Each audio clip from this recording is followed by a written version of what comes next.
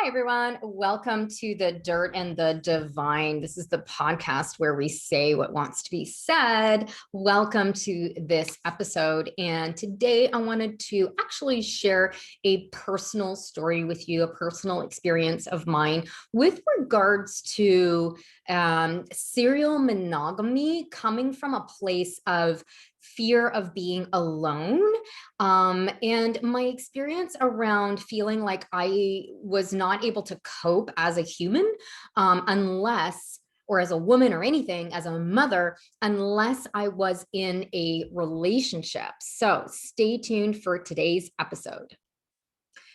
Okay, so what got me thinking about doing this particular episode was this meme, or whatever you want to call it, that I saw on Instagram. And it basically says, my grandmother told me a person that jumps right into another relationship after getting out of one are some of the weakest people because they can't handle life alone and need someone in order to feel self-worth. And if that isn't the realest shit I ever heard, IDK, I don't know what is. And when I first saw that, I was actually like, whoa. And then I knew, okay, wait, there's something here. And I just saw this meme for the first time, like a couple days ago. And the reason why I had a response to it was because this is still a piece of me that I am learning to heal and grow through. And I've been through so much shift and change and growth around it already. But obviously there were still small little pieces. There still are small little pieces. And this is how growth is, right? Like no matter where you are on your personal development journey, every new level is a new devil, right? Like every time you, just when you think that you have transcended through a pattern or something like that, it shows up in a different kind of way. This is why when I work with my clients, I know this. And so I look at every tiny little thing, every small little thing that they say. It might seem like ridiculous that we're spending 10 minutes on one particular thing that they said, but the reason why I do it is because how you do one thing is how you do everything. And if I'm noticing a pattern within them coming up in a particular area and I go deeper on it, we often can find that this is a pattern, it's a part of a bigger pattern that shows up in bigger, more obnoxious ways in their lives, but then seeps up in tiny little ways in other areas of their lives, and it stops them, or like it stops their progress in some way, shape, or form, or it interrupts the flow. It's like a blip, but it's part of a much deeper chasm of a pattern. So, and it's because our patterns are insidious. Like we have learned this stuff since birth, right? Plus, it's carried in our DNA. It is carried through from generation to generation to generation, right? So it takes, it literally really does take a lifetime, if not several lifetimes, to undo the patterning, to undo the conditioning, right? And excuse me. Add on top of that, we have the collective consciousness as well, right? So all the messages that we get from people in our community, from television, from media, all of that, right? As well, our religious leaders, our governments, all of that kind of stuff, whatever messages we're being fed from there are also school, are also part of our conditioning. So it's important to like relax around the knowing that when you are on a personal development journey, it can take a long time, and the same patterns might show up over and over and over again just when you think that you have completely transcended it. Okay. So I just wanted to share that little piece because sometimes, you know, I was having a conversation with one of a new client that signed up to work with me a couple of weeks ago. And she was like, she hired me because we were looking at that, like, quote unquote, last 25%. So she had done so much work on herself and so much. But she was stuck in this one space where she wasn't moving forward, and she could see it. She knew why, all of that. And she knew she needed a little bit of help to get her over that hump for that last 25% of her 100% journey. And on our first call, I said to her, okay, so we've got this goal of the 25%, and that's amazing. That is of your current journey. Now, I just want to let you know that when you have worked your way through this 25%, you're going to start a new cycle, but you're starting it from this more aligned and more heart-centered and focused level than where you were before. But there's going to be more challenges. There's going to be more growth. I mean, if you're a growth-oriented person like me and my clients, then you seek the growth. You want the growth. You don't run away from it, right? And so there is this sort of like level of, okay, yeah, leaning in and wanting to grow more and wanting to expand more and wanting to be, the most aligned version of yourself in this lifetime, right? I know that that's true for me. And so when it comes to this relationship stuff, there is always an opportunity for me to scrub it up, because it actually has been my biggest lesson in this lifetime is through relationships. It's why I coach on it. It's why I teach it. It's why I experience it constantly in my life, because that's what I'm here for. It's part of my purpose, right? So for me, relationships started like, when I say relationships in this particular context, I'm talking about romantic partners, boyfriends, that kind of stuff. For me, I'm heterosexual, and just like the patterning, the programming that came from that. So it's not dissimilar to other relationships, like, relationship with your children, or your relationship with your friends or your clients or your girlfriends or your guy friends or whatever it is, right? It's just in this context, and for this episode, I'm referring to like the romantic relationship, the partner, life partner, husband, wife, whatever. So my experience with relationships started when I was like around 16. And for those of you who aren't aware of my background, my mom, she was an alcoholic. She's passed away now. She died around 6 years ago now. And her and I had quite a tumultuous relationship.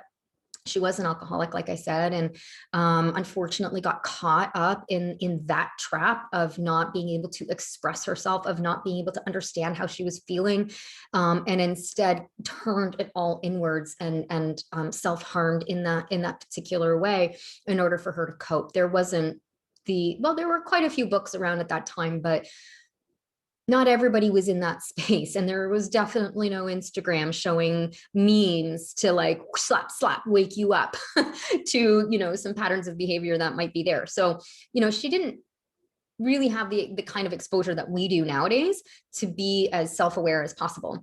But, she was self-aware to a point. However, she chose alcoholism and drinking as a way to assuage how she was feeling inside and manage her life.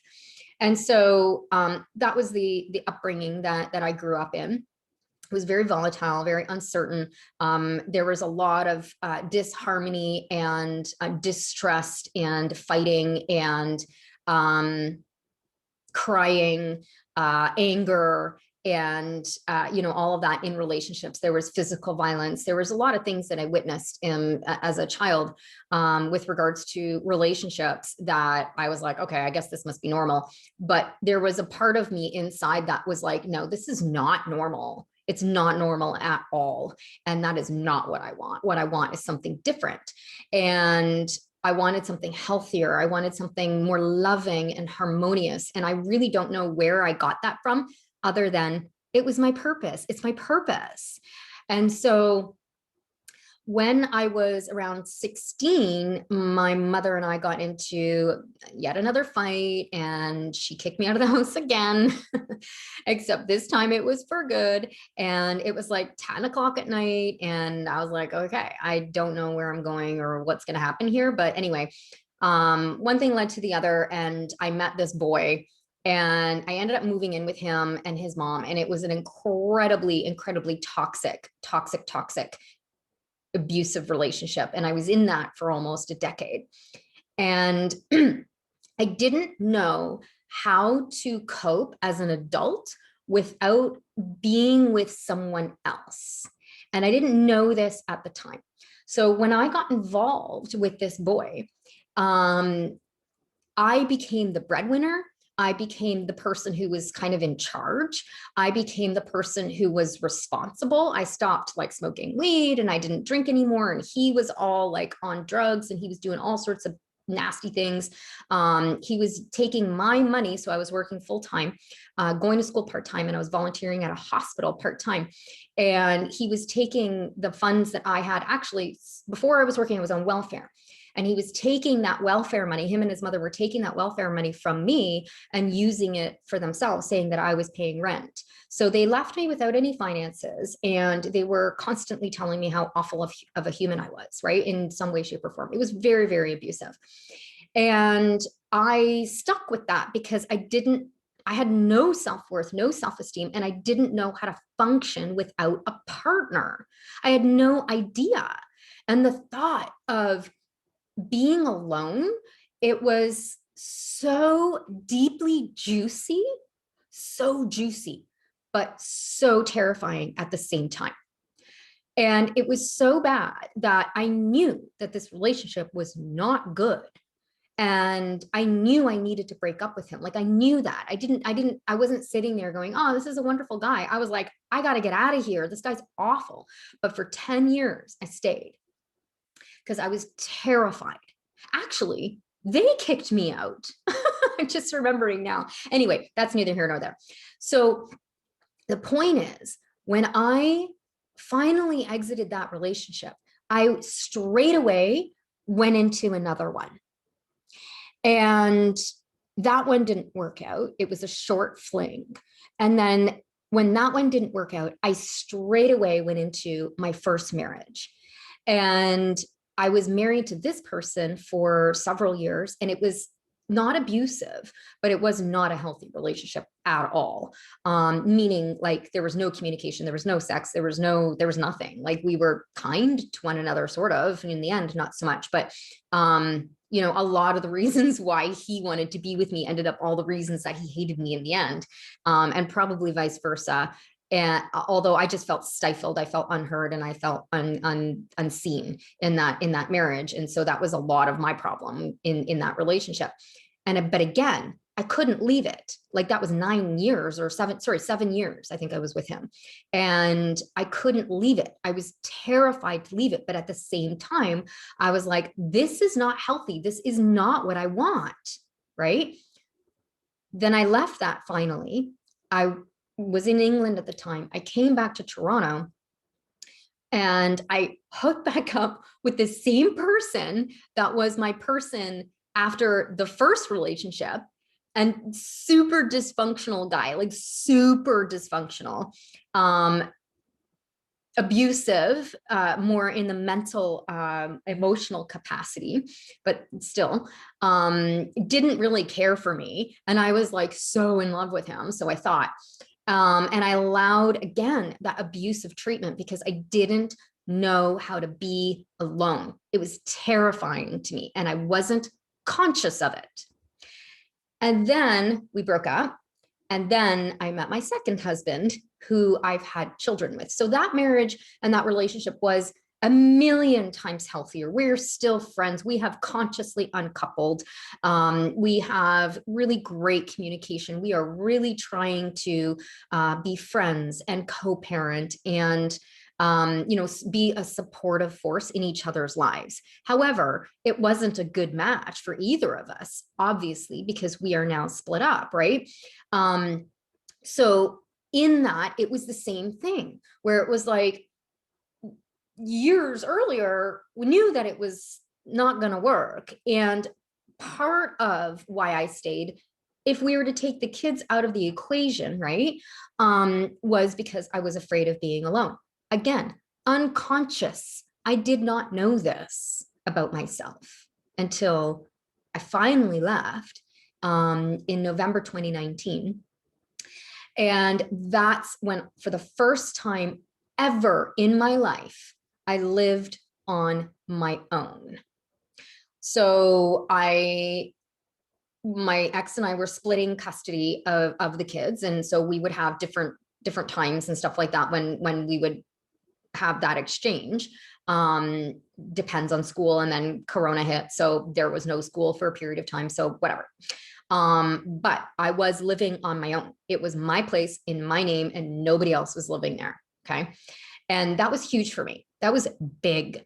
I had my own place twice before, but like each time I ended those relationships, but I had moved the man in or moved in with the man or whatever really quickly, like really, really quickly. So within like a couple of months. So I never really had an opportunity to be fully alone and fully single.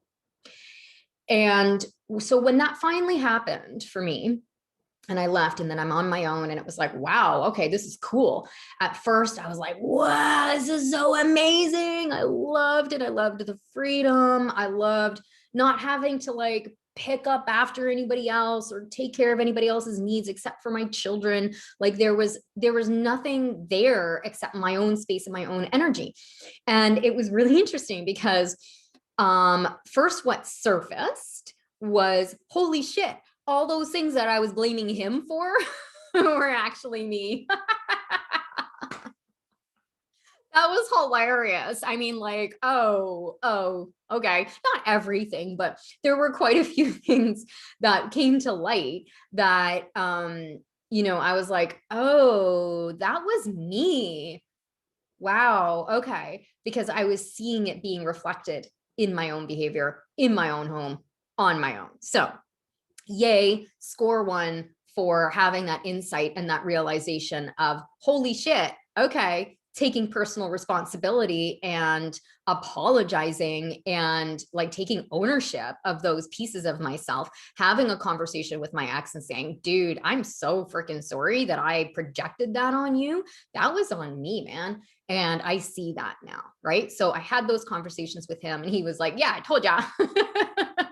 I'm like, okay, fine, don't rub it in. But, like that was big. And then it was recognizing all of the little things that I didn't want to take personal responsibility for. I didn't want to be an adult. That was part of it. I hadn't become an adult. I got kicked out at 16.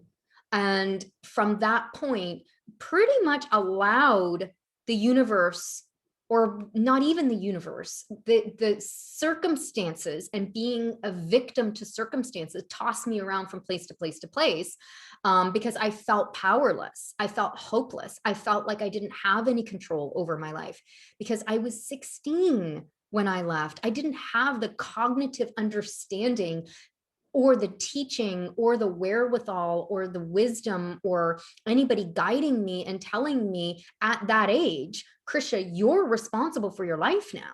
Like nobody had that conversation with me. So I carried that version of myself all the way through until I was like 43, 44, right? Now I had taken personal responsibility in many, many, many other areas of my life, in my career, and obviously being a mom and so many other areas. However, this aloneness thing had not yet fully surfaced. So the other thing that started to come up was the fact that, I wasn't accepting the fact that I needed to do chores. So like grocery shopping and cleaning and things like that. Like I was like, what? I don't want to do these things. This is stupid. Why am I doing them? And I was like, wow, okay, that's really cool. Like, look at this childlike response coming up, teenager response, actually, coming up around these things of responsibility that I need to do. And I will say with disclosure that when my ex and I were married, I was working a lot. I was running, still doing what I'm doing right now, running my own business. I was traveling a lot. We had a nanny and, we were living in the suburbs. So I didn't have a car. He had a car. And so he was working outside of the house. So he would do a lot of the grocery shopping because he was already out and about. And I just didn't have the bandwidth in my brain to think about groceries and dinner and stuff like that. And he had a little bit more space to be able to do that. So we just naturally had those particular roles within the relationship. So I didn't really have to think about groceries or anything until I was on my own. And then I was like, oh my God, well, what? And there was a refusal. at first for me wanting to do that, because I was stuck in my teenager state, right? And then when COVID hit, that was a big, like, holy shit.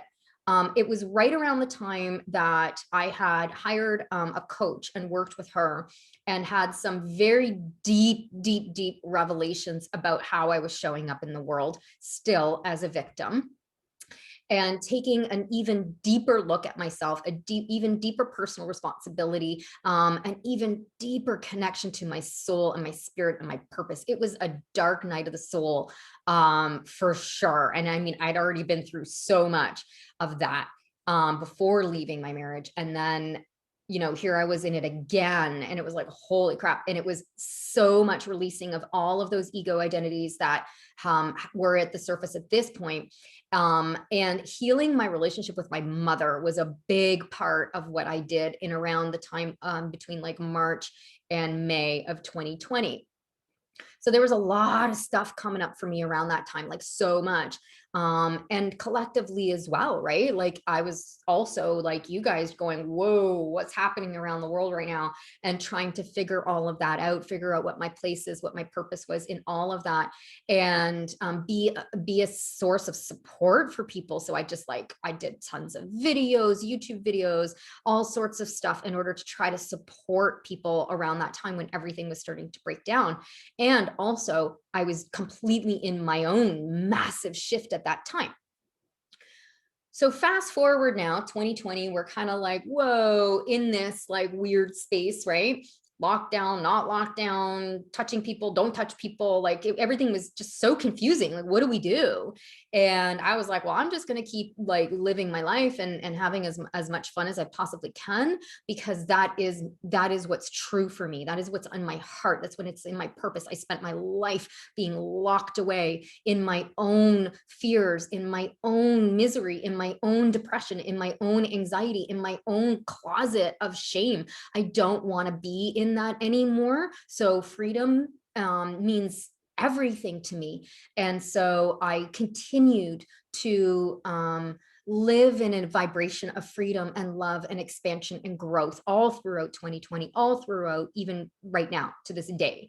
I cannot go back to the way I used to operate. I just can't. Why would I? I've done all this work. Like, it's like, why would you? It's like, you know, if you are overweight and then you lose all your weight and then you consciously decide to pile it all back on again, right? Like we don't do that. Like when we get to a point where we're like, nope, or we heal ourselves from something like some sort of disease or something like that, we're not going to purposely, I'm saying, consciously, I'm saying, unconsciously we do, but consciously we do not go back to that. And I'm so conscious now of all of my old behaviors and patterns that there's no way I'm ever going to go back to the way I used to be.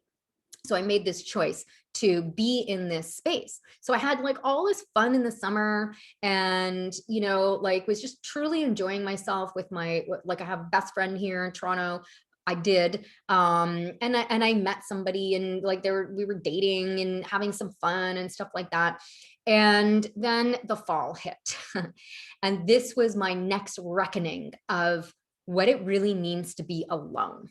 So there were a whole bunch of things happening all at once. First of all, it was a change of season, and I am a summer woman. I am a sun goddess. I love the sun. I need the sun. I just feel so amazing when I have the sun.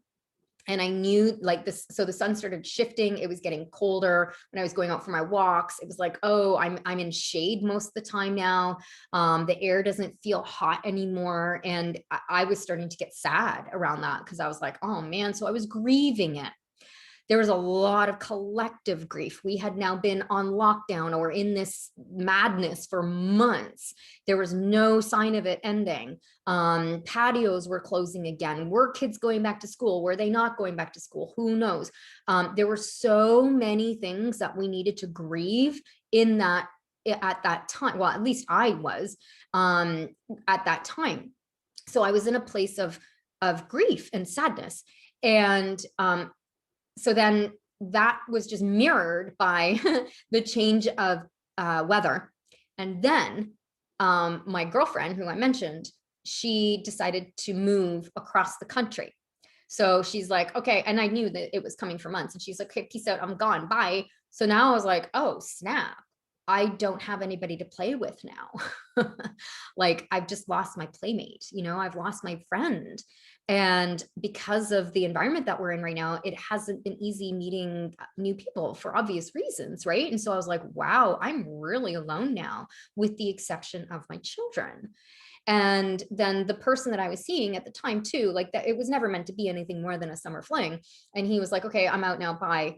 And he left, like both of them left to new provinces, like not even just like left the relationship, but like, well, my friend and I are still friends, but like left the province. So I was like, all of a sudden I went from being surrounded by life and sun and excitement and all of that kind of stuff to now it's like cold, everything's closed again, everything's on lockdown, this friend moves away, my partner, boyfriend, whatever, moves away, and to top it all off, the grocery store across the street from where I live decided to close. And so because they're renovating it and turning it into a new grocery store. So it was like all of a sudden within a week, everything was gone. Every external thing in my life that was giving me joy was gone. And I was sitting there with this and I was like, oh, wow, this is quiet. This is really quiet. This is really lonely. This is the first time I've truly been alone ever in my life. And I went into that kicking and screaming. I hated it. Well, I should say Vicky hated it. So Vicky is my inner child, is the victim side of me. It's the side of me that just doesn't want to grow up, right? And so my higher self was like, cool. But that part of me was not ready for it. Not that we're ever ready for it. And instead, she was just like, what the hell, man? No, it was that same teenage petulant, like, no, this is not fair. And I was in that energy and I was observing myself in that energy. It was like, wow, look at me. Like, that's hilarious. I really was resisting it so much. I did not want to face the fact that winter was coming. I did not want to face the fact that everything was closing again. I did not want to face the fact that, my best friend had just moved across the country. I did not want to face the fact that the guy that I was seeing was moving away. I didn't want to face any of that, but I had no choice. And so now I'm alone, except for my children, of course. And I do have lots of other friends and clients and like I have a full life, but it's digital or virtual or children or, like I'm talking about like those ride or die inner circle, right? And not acquaintances. And that was hard. That was really hard. I'm also incredibly social. I really love being around other people. I love going to a restaurant, sitting at the bar, striking up a conversation with somebody. I love that stuff so much. I still do. And so not having that as part of my everyday, it would have been okay maybe if things had been open and those two people had exited my life. I still would have been like, okay, well, at least I'm not totally alone. This was alone, and not healthy for me, but also very necessary in terms of where I needed to grow in that at that time. And so that was when I was like, oh my God, I go from relationship to relationship and I haven't fully done my healing yet. Even though I thought I had done my healing after leaving my ex-husband, but I didn't really, because there were some relationships, dating stuff in between there. So I was still repeating the same pattern. And I was like, oh, wait a minute. I haven't fully done the work here yet. There's still that 25% more for me to go, right? I know how I show up in relationships. I know what my triggers are. I know what my attachment styles are. I know like there was all sorts of awarenesses around how I show up in relationships and all of that kind of stuff. But what I hadn't fully done was become my own soulmate. And I was like, I would say 80% there, but I had that last 20% where I was like freaked out because I was going to be alone. And I'll never forget my friend saying to me, you know, I love being alone. She had done this work and she's like, I love being alone. I love it. I'm my own best friend. And I was like, oh, interesting. What is it about being alone that I don't want to face? What part of myself do I not want to meet in this darkness, in this silence, in this solitude? So I got to work, and getting to work for me looked like grieving, crying, being pissed off, and being in the energy of resistance about it, and also healing that and accepting it and sitting, literally sitting on my sofa with no music, no TV, no books, no distraction, and feeling the complete pain and discomfort of being alone. It was devastating. And it's if you've experienced grief, and grief isn't just for death. Grief is something that we should actually all be processing quite a bit, especially right now. It's a feeling in your, like, for me, in the solar plexus area, where it's like this doubled over wrenching pain, and the sounds that come out of you are just like, wow, it's like, I don't know, a whale giving birth or something. Do they make sounds? I have no idea. Like, it is just a very deep sound because it's coming from such a deep place within you, you know? And I let all of that be there. And I was like, okay, if everything is closed and I have no playmates, nobody to play with, on times when I'm alone, again, not with my kids, when I'm alone, what do I do? Who am I? What do I do with myself? I discovered that I don't like cooking unless I'm cooking for someone else. I discovered a whole bunch of things about myself, that I don't give myself pleasure. I wasn't giving myself pleasure unless it involved another human, right?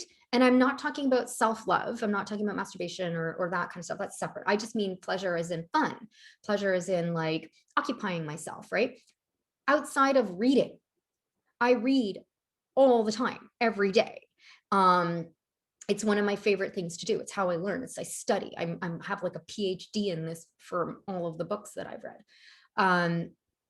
But like, I don't watch TV. I don't crochet. I don't knit. I don't play guitar. Like, I don't play piano. You know, there were all these things, and I'm like, I don't have any hobbies, and I'm not interested in any hobbies. The only things I'm interested, this was the argument in my head. The only thing I'm interested in is what I can't have right now, which was going out to restaurants and playing with my friends. So I sat with all of that, the victim of it, the unfairness of it, the grief of it, the loud womp, womp, wompness of it. And I breathed and I breathed, and I did so much breath work, so many walks, so much time in nature. And I journaled and I meditated and I meditated and I meditated and I meditated. And then finally, I came to peace. And I was like, actually, okay. I'm actually okay alone. I don't need anybody else. I'm fully competent on my own. I do not have to rush into anything. In fact, me rushing into a relationship is the complete opposite of what I'm asking all of you guys to do. So I need to get my shit together and practice what I preach in that area as well. I needed to understand that it's okay if I don't have any hobbies. It's totally fine. I still don't. Like, I'm cool. I'm good with it. Like, I don't care. Maybe one day I'll have a hobby, but I don't. And I have no interest in it. And if I do one day, then I shall go and have that hobby. My days get filled and occupied now, whereas back then they weren't, because I was in resistance to it. So I guess my hobby now is like broadcasting and you know, whatever. So there was a lot of pain in that, a lot of discomfort in that, a lot of patience required in that, a lot of introspection, a lot of personal responsibility, a lot of the deep, deep, deep stuff that most of us don't want to do because it's hard work and we got other shit going on. We got jobs, we've got kids, we've got all these other things going on. Who has the freaking time for this? Well, the way I look at it is if you don't make the time, it's going to make the time for you, right? And so that showed up for me.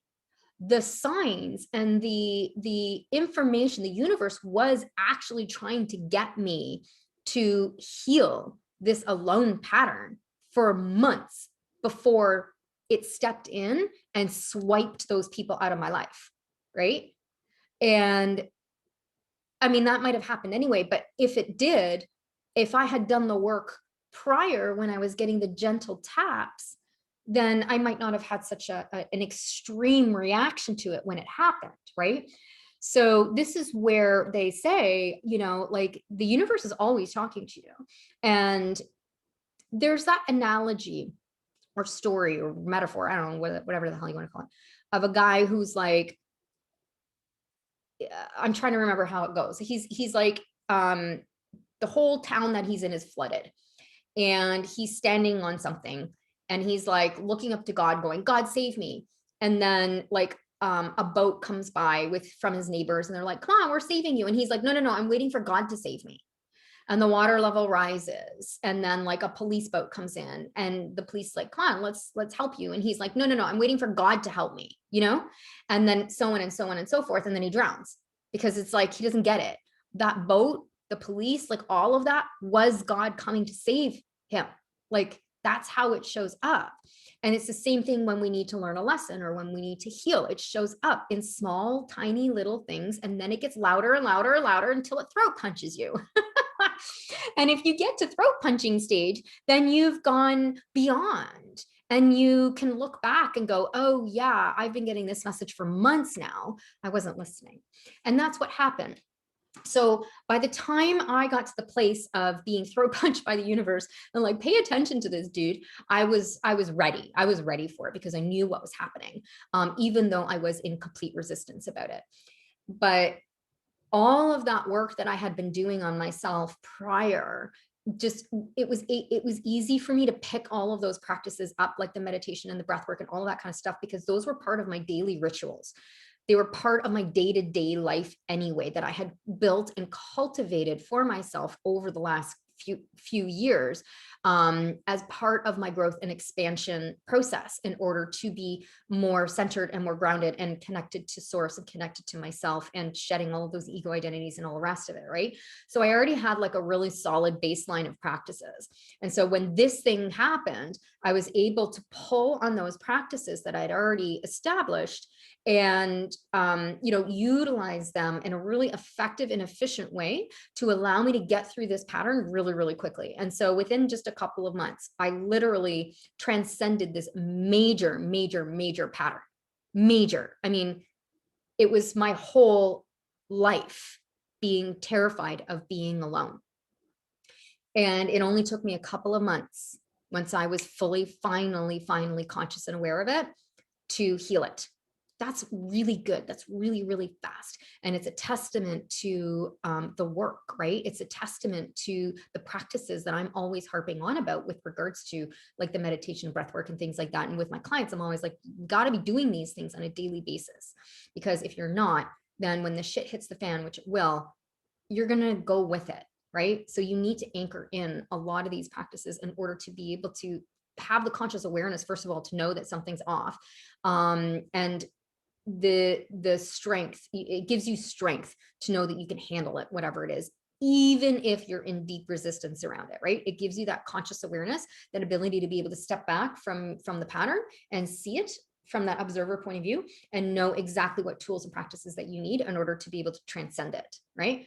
So that's basically what happened. And I wanted to share the full experience with you because I wanted it to be in context for you so that you understand like how deep this pattern was and the tools that I used in order to transcend it. And also, even though I had all of those tools, it was still really difficult to do because who wants to be alone, right? Like that sucks.